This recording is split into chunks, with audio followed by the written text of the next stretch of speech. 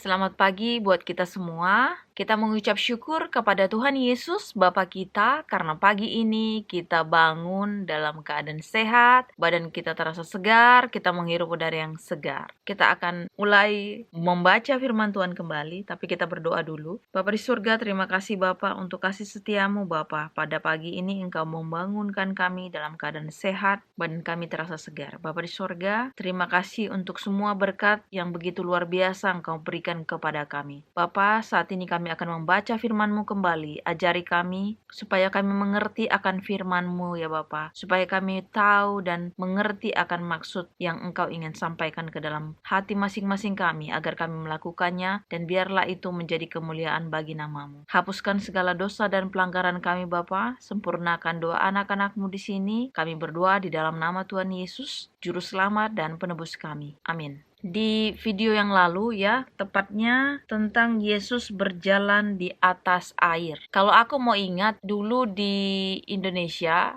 Deddy Corbuzier pernah dia jalan di atas air, ada sulapnya ya. Dan dia itu jalan kalau nggak salah waktu itu di kolam renang. Dan aku nggak tahu itu benar apa enggak. Kalianlah yang komen di situ benar apa enggak. Tapi aku pernah lihat di sini ada trik sulap ya. Di sini aku pernah lihat. Jadi kayak jalan di atas air, tetapi sebenarnya bukan di atas air. Jadi di bawahnya itu sudah ada kayak jembatan dipasang gitu, tetapi dia itu dari kayak kaca bening atau warnanya itu sama dengan air. Jadi seolah-olah kayak jalan di atas air, tetapi enggak. Nah, ini di sini Yesus benar-benar dia jalan di atas air, dan ini jalannya bukan di kolam renang, tapi dia di danau. Di danau, dan dia itu jam 3 subuh ya. Kalau kita mau ingat cerita sebelum video yang lalu itu, pada saat setelah Yesus memberi makan 5.000 orang ya, itu juga kalian sudah aku kasih tahu hitung-hitungannya itu luar biasa. Jadi kalau hitung-hitungan manusia nggak akan, bahkan si Filipus dan Andreas yang bersama-sama dengan Tuhan Yesus, mereka pun masih degil katanya. Artinya masih kayak nggak percaya gitu. Sebentar percaya, sebentar enggak, sebentar percaya, sebentar enggak gitulah. Tapi Tuhan Yesus adalah Tuhan yang baik. Dia adalah Bapa kita yang luar biasa, yang nggak pernah bosan-bosan. Dia selalu bilang, aduh kamu ini gimana, misalnya gitu ya. Kalau misalnya muridnya melakukan kesalahan atau apapun ya, dia nggak ngerti-ngerti apa yang diajarkan, Tuhan hanya bilang, bagaimana kamu bisa mengerti dengan yang lain kalau kamu ini saja nggak mengerti. Tetapi di situ murid-muridnya tetap bersama-sama dengan dia, sehingga Tuhan memampukan mereka ya. Dan di sini juga dikatakan Yesus setelah memberi makan 5.000 orang, dia bilang sama murid-muridnya begini, udah kalian berangkat aja lah dulu, nanti aku nyusul. Jadi pada saat itu Yesus mengatakan kepada murid-muridnya ya, karena pada saat awalnya kan pertama mereka ke daerah itu Yesus dan murid-muridnya kan naik perahu. Nah sekarang murid-muridnya disuruh pergi dulu, nanti dia bilang aku akan menyuruh orang-orang ini yang 5.000 orang itu pergi juga. Jadi murid-muridnya pergi aja kan, namanya gurunya, dia pergi. Kemudian orang-orang yang banyak itu juga disuruh oleh Tuhan supaya mereka kembali ke rumah masing-masing. Nah di situ Yesus katanya ya, Tuhan Yesus pergi ke atas bukit lagi, dia sendiri di situ katanya. Dia berdoa. Banyak aku kalau mau nonton atau baca-baca komen di channel-channel Kristen ya, aku nggak tahu apa mereka itu mencoba ya atau enggak ya. Jadi orang pada komen katanya, Yesus itu berdoa sama siapa kalau dia Tuhan katanya. Memang kadang-kadang bagi orang yang memang nggak percaya atau nggak lahir di terang, agak sulit mungkin mereka memahami ya bagaimana. Yesus juga melakukan itu, dia berkomunikasi dengan Bapaknya. Di samping kita, kenapa gini-gini? Dia itu mencontohkan bahwasanya dia berkomunikasi langsung sama Bapaknya. Dia kan jadi manusia. Dia di dunia ini datangnya itu menjelma menjadi manusia. Dia punya misi untuk menyelamatkan manusia, mati di kayu salib. Kalau dia datang ke dunia ini menjadi Tuhan, ya itu yang kedua kali nantinya. Kalau dia datang ke dunia ini menjadi Tuhan, dia menjadi hakim, bukan menjadi manusia penebus dosa. Jadi mungkin mereka nggak sadar di situ. Kalau Tuhan Yesus mau datang ke dunia ini menjadi Tuhan, itu kedatangannya kedua kali pada saat kiamat, pada saat kesudahan, pada saat akhir zaman. Jadi, kalau waktu itu Yesus datang yang pertama, Yesus lahir menjelma menjadi manusia untuk menyelamatkan manusia dengan mati di kayu salib. Itu dia waktu itu misinya. Kalau dia datang ke dunia ini dengan ketuhanannya, dia itu bukan mati di kayu salib, tetapi yaitu tadi, menghakimi manusia, membawa manusia itu tinggal di dalamnya bersama dengan dia di Taman Firdaus atau di surga itu. Yesus tinggal bukan dengan orang jahat, tetapi dengan orang benar, katanya. Makanya kalau kalian atau kita ini Kristen, kita bilang, tetapi kalau kita nggak benar, itu masuk juga dibilang orang jahat. Karena banyak orang Kristen, tapi mungkin dia belum bertobat. Jadi cepat-cepat bertobat supaya kita menjadi anaknya Tuhan. Kita layak, dilayakkan. Tuhan tidak undur dengan kita. Dan Tuhan berkenan. Kalau Tuhan udah nggak berkenan dengan seseorang, kalian pasti ingat tentang raja-raja bangsa Israel dulu ya, yang dipilih Tuhan karena tingkah lakunya yang buruk, akhirnya Tuhan nggak berkenan lagi. Dan kalian baca aja di situ. Pokoknya intinya di situ adalah perkenanan Tuhan. Karena kita memang dilayakkan, diperkenan.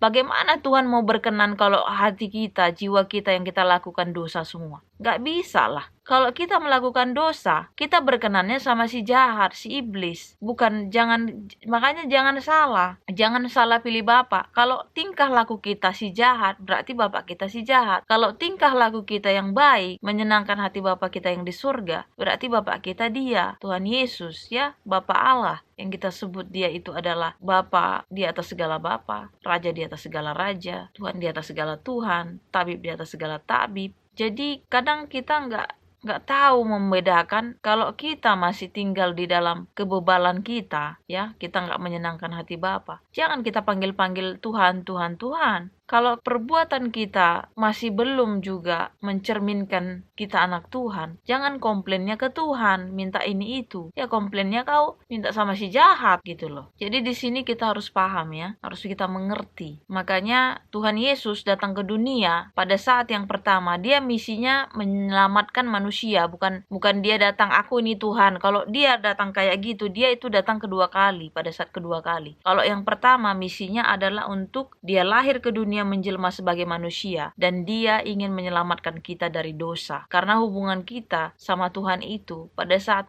Adam dan Hawa itu sudah jatuh ke dalam dosa, kita udah gak layak sebenarnya. Seperti aku bilang, kalau Tuhan Yesus gak mati di kayu salib dulu ya, ribuan tahun itu, sampai hari ini kita masih hidup di dalam kegelapan, masih hidup kita di dalam dosa-dosa itu. Makanya Tuhan datang kemari sehingga kita menjadi anaknya Tuhan, dilayakkan, dimampukan kita. Jadi kalau aku mau bilang sekarang juga, bagi kita yang sudah hidup di dalam terang, kalau kita pernah masih atau hidup sekarang masih di dosa-dosa itu, kalau kalian masih nyaman dengan dosa-dosa itu dan kalian lihat video ini, cepat-cepatlah kalian bertobat. Karena kita nggak tahu akhir kesudahan dunia ini kapan. Yang pastikan kita sudah bersiap, menyiapkan diri. Dan alangkah baiknya kalau orang-orang yang bukan hidup di dalam terang melihat kehidupan kita yang baik itu, mereka pun memuliakan nama Tuhan. Dan mereka bisa saja jadi memuji Tuhan, artinya mereka pun bisa tergerak untuk mengenal Tuhan itu seperti apa, karena mereka melihat cerminan kehidupan kita yang baik. Dan kemudian satu hal lagi yang waktu di situ, di video itu sangat menarik, karena Tuhan Yesus jalan di atas air ya, dia menyusul murid-muridnya jalan di atas air, karena itu sudah katanya 30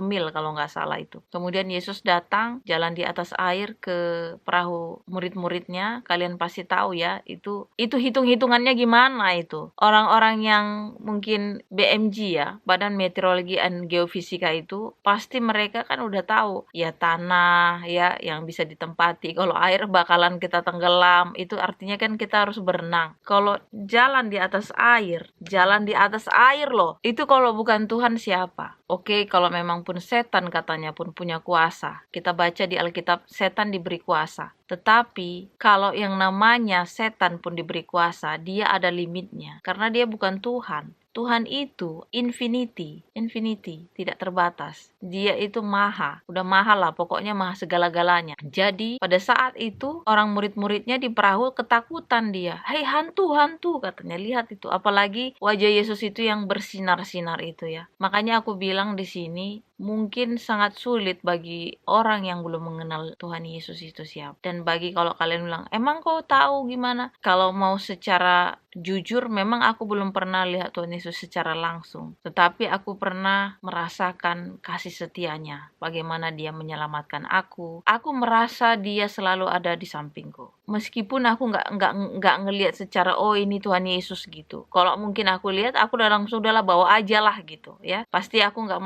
mau di dunia ini kan gitu ya. Tetapi aku tahu dia selalu berada di sampingku.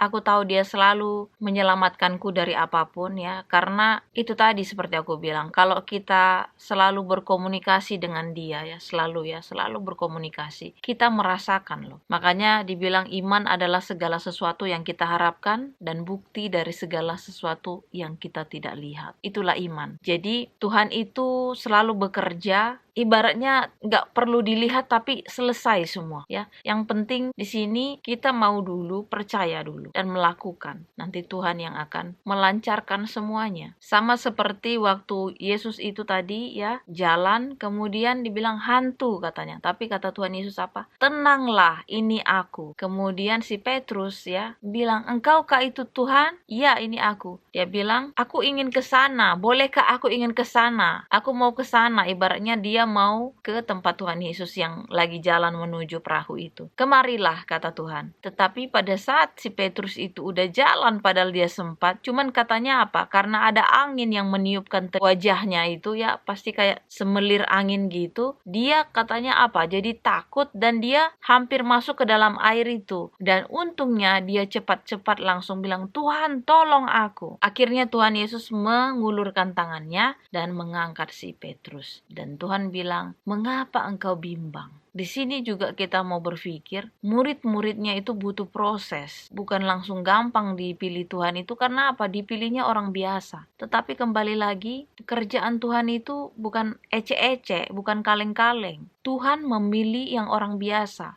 Dan kalau kita lihat proses bagaimana murid-murid Tuhan itu ditempa, artinya ya diajari selama Tuhan Yesus bersama mereka, itu sama seperti kita. Percaya, enggak. Percaya, enggak. Enggak, percaya. Enggak, percaya. Percaya, enggak. Turun, jadi ganti-ganti mereka. Karena itulah namanya manusia. Kita nggak bisa nyalakan, sama seperti kita manusia. Tapi di sini dikatakan Tuhan Yesus mengajari, menunjukkan bahwasanya hidup di dalam aku, apapun itu, udah pasti rancangan kebaikan, bukan rancangan kecelakaan. Jadi pada saat si Petrus sudah diselamatkan, mereka ke perahu dan mereka melihat ya bagaimana penyertaan Tuhan itu benar-benar nyata. Dan Tuhan sudah bilang, mengapa engkau bimbang? Makanya di sini kita bilang, mengapa kita bimbang? Kalau kita bilang, Bapa, engkau adalah Tuhanku, engkau adalah Rajaku. Bapa, mampukan aku melakukan ini dan itu. Tetapi hati kita bimbang mengatakan itu, bimbang. Bagaimana Tuhan bisa bekerja? Nggak bisa. Kita harus benar-benar bersandar sepenuhnya sama dia. Nggak bisa setengah-setengah. Kalaupun memang pernah jatuh seperti aku bilang, nggak apa-apa. Yang penting kita kembali kepada dia, bertobat. Tinggalkan semuanya. Pelan-pelan, nggak apa-apa. Nggak harus langsung 100% bisa berubah. Tetapi pelan-pelan juga nggak apa-apa. Tuhan mau kita berubah. Tuhan mau kita bertobat. Itu kuncinya. Dan meninggalkan. Jangan udah tobat. Seperti pokoknya kalian nonton di video yang lalu. Kalau kita sudah bertobat, kita kembali lagi. Kita malah lebih jahat lagi dari semula. Jadi jangan sampai kita udah bertobat, kita kembali lagi. Makanya ada orang bilang lebih baik mantan penjahat daripada mantan orang baik. Jadi itu udah kembali dibilang, yang terdahulu menjadi terakhir, yang terakhir menjadi terdahulu. Genaplah itu nasnya Tuhan ya, firman Tuhan itu jadinya. Di sini kita akan menyambung lagi karena firmannya nggak terlalu panjang ini dan aku nggak mau nyambung. Jadi yang perintah Allah dan adat istiadat Yahudi itu untuk besok aja. Jadi aku akan baca di sini ya, karena ayatnya sedikit, nggak banyak. Jadi aku baca di dua kitab ini ya. Matius 14 ayat 34 sampai 36. Yesus menyembuhkan orang-orang sakit di Genesaret. Setibanya di seberang, mereka mendarat di Genesaret. Ketika Yesus dikenal oleh orang-orang di tempat itu, mereka memberitahukannya ke seluruh daerah itu. Maka semua orang yang sakit dibawa kepadanya. Mereka memohon supaya diperkenankan menjamah jumbai jubahnya, dan semua orang yang menjamahnya menjadi sembuh. Kemudian ayatnya yang satu lagi di Markus 6 ayat 53 sampai 56. Yesus menyembuhkan orang sakit di Genesaret. Setibanya di seberang, Yesus dan murid-muridnya mendarat di Genesaret dan berlabuh di situ. Ketika mereka keluar dari perahu, orang segera mengenal Yesus, maka berlari-larilah mereka ke seluruh daerah itu dan mulai mengusung orang-orang sakit di atas tilamnya kepada Yesus. Di mana saja kabarnya ia berada, kemanapun ia pergi, ke desa-desa, ke kota-kota atau ke kampung-kampung, orang meletakkan orang-orang sakit di pasar dan memohon kepadanya supaya mereka diperkenankan hanya menjamah jumbai jubahnya saja, dan semua orang yang menjamahnya menjadi sembuh. Jadi aku baca kedua ayat ini karena singkat dan benar-benar di sini dikatakan menjamah jumbai saja. Kalau kita ingat di video yang lalu bagaimana seorang wanita pendarahan 12 tahun, dia cuman menjamah jumbai saja, ya. Menjamah jumbai itu berarti cuman menjamah ujung baju, sembuh. Nah, bagaimana hitung-hitungannya itu? Gimana hitung-hitungannya Tuhan bisa menyembuhkan orang cuman dijamah bajunya aja? Sementara kalau dokter harus operasi, cek ini, ya. Persiapan waktu aku, kalau ingat waktu aku operasi itu, persiapannya itu, aduh, aku rasa itu kayaknya waktu itu ya, 3 kali kemo aja itu butuh. Pokoknya proses semuanya itu 1,5 tahun lebih. Akhir 2018 Oktober sampai di 2020, ya hampir 2 tahun lah. Tapi cepat loh, sudah termasuk cepat dengan posisi kanker ovarium stadium 4. Memang aku mengikuti yang namanya prosedur itu ke dokter, tetapi penyembuhan itu aku yakin sepenuhnya Tuhan Yesus yang kasih. Karena tidak ada yang tidak mungkin bagi dia. Karena dokter profesor yang nanganin aku aja udah bilang waktu mau operasi, berkali-kali aku bilang, dia aja bilang apapun bisa terjadi. Jadi dia aja, aku nggak menyalahkan dia, itu memang pelajaran kemampuan dia, makanya aku bilang limited. Tetapi aku yakin dan percaya aku punya Bapa yang luar biasa, infinity, Bapa yang tak terbatas, yang bisa menyembuhkan siapa saja yang mau datang kepadanya. Kalau pada saat itu aku bandingkan cuman menjamah jumba, ya. Kalau aku mau rimang-rimangi, ya. Kalau dirimang-rimangi kalian pasti udah tahu yang maksudku, orang Batak. Kalau kurnungkan bagaimana penyertaan Tuhan terhadapku itu luar biasa. Meskipun aku harus mengalami yang namanya 2 tahun saat-saat itu pengobatan, ya. Saat-saat yang gak gampang. Apalagi kemo itu benar-benar buat kita capek. Kita gak ngapa-ngapain, kita gak kerja capek-capek, tapi kita rasanya badannya itu kayak capek, sakit, ya. Rasanya gak enak, semuanya lah. Bayangkan waktu itu, waktu Yesus datang itu, ya. Orang sakit cuman hanya jumbainya aja dipegang udah sembuh. Jumbai dipegang itu katakanlah paling lama 5 menit lah, 10 menit sembuh. Bayangkan itu dengan sakit, mau sakit apapun lah. Kan di sini dikatakan ada yang lumpuh lah, ada yang buta lah, ada yang kusta lah, ada yang tangannya mati sebelah lah, dan sebagainya. Cuman hanya berfirman Tuhan, imanmu menyelamatkan engkau, percayakah engkau. Bahkan ada orang yang menjamah jubahnya aja sembuh tanpa harus kontrol suntik ini, suntik itu, kontrol ini, MRI, scan. Banyak sekali yang kalau aku melihat perbandingannya itu jumping. Itulah makanya aku bilang berkali-kali juga di sini, Bapa kita itu infinity, tak terbatas dia. Tidak ada yang bisa menyamai dia. Adakah di dunia ini yang bisa menyembuhkan seseorang tanpa operasi? Atau katakanlah mujizat seperti orang kanker bisa sembuh. Pun kalau memang dia sembuh, pendeta mendoakan dia, kuasa yang diminta oleh pendeta itu pastinya dari kuasa Tuhan. Bukan kuasa dia, dia hanya seperti alat untuk berdoa. Tetapi penyembuhan itu berasal dari Tuhan itu sendiri. Kalau Tuhan Yesus saat itu cuman dia bilang, imanmu telah menyelamatkan engkau, dosamu telah diampuni. Kalau pendeta bisa bilang gitu, enggak lah, imanmu telah menyelamatkan engkau, dosamu telah diampuni. Itu perkataan Tuhan Yesus, karena cuma dia yang bisa, karena dia Tuhan. Pendeta cuma meminta sama Tuhan, Tuhan sembuhkanlah orang ini, biarlah dia sembuh. Dan itu keputusan juga dari Tuhan. Pendeta nggak bisa jamin dia sembuh, enggak. Itu otoritasnya Tuhan. Sekalipun si pendetanya udah mendoakan, makanya aku bilang di sini, kita percaya sama Tuhan, bukan sama pendeta. Kita memang boleh, karena pendeta yang mendoakan. Gini, cuman kita jangan memberhalakan orang. Makanya aku bilang kalau kalian sembuh, pasti kalian bersyukur ya. Tapi bagaimana kalau nggak sembuh? Yang ada biasanya kita itu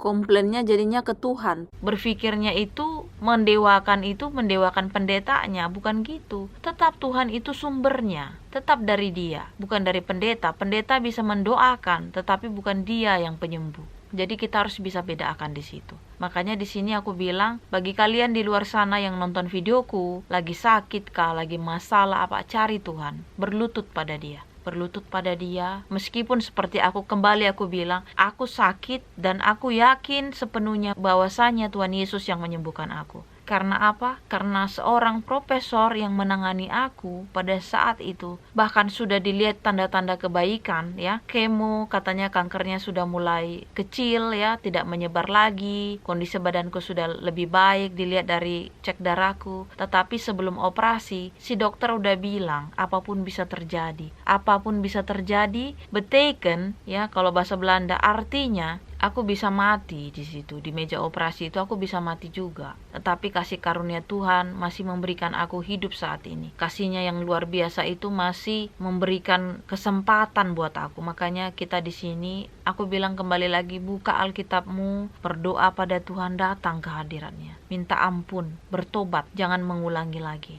Dan biarlah Dia berkenan kepada kehidupan kita yang baru, dan berkat-berkat akan mengalir. Memang gak mudah, butuh proses, tetapi yakinkan di hatimu, Bapak kita itu bukan Bapak yang penjahat, bukan si jahat Dia. Dia tahu yang terbaik buat kehidupan kita. Bapak kita itu adalah pengasih, kita hanya tunggu waktunya Dia. Dan satu hal seperti aku bilang, kalau kita punya masalah, percayalah Dia akan membantu kita. Justru di dalam kelemahan kita, kuasa Dia sempurna. Itu jawab Tuhan, itu janji Tuhan. Kemudian, kalaupun ada masalah, kita masih sanggup, kita masih melakukannya, kita masih bisa menyelesaikannya, tapi udah gak sanggup, serahkan sama Tuhan. Karena Tuhan yang akan memampukan. Karena dibilang Tuhan, do your best, ibaratnya lakukan tugasmu, aku akan melakukan apa yang akan aku buat untukmu. Ibaratnya kerjain kerjaanmu, aku kerjain kerjaan aku. Jadi kalau kita pun gak sanggup ngurusin sesuatu yang memang itu susah, udah tinggal kita minta sama Tuhan, tuntunan Tuhan aja udah. Dan kita mau, kita harus mau. Kalau kita gak mau, kita mau dibentuk, itu sangat sulit sekali. Jadi inilah doa dan harapan kita. Kita merenungkan firman Tuhan, bagaimana penyertaan Tuhan. Kalau Tuhan kita adalah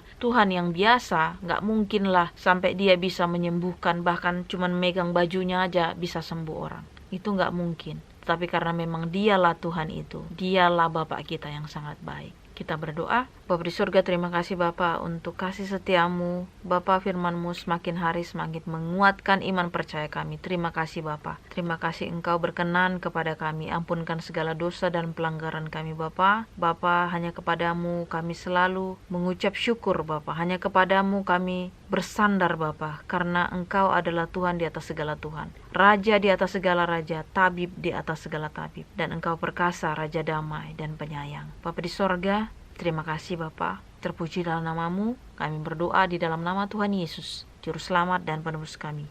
Amin. Terima kasih sudah nonton video ini. Tuhan memberkati kita semua. Amin.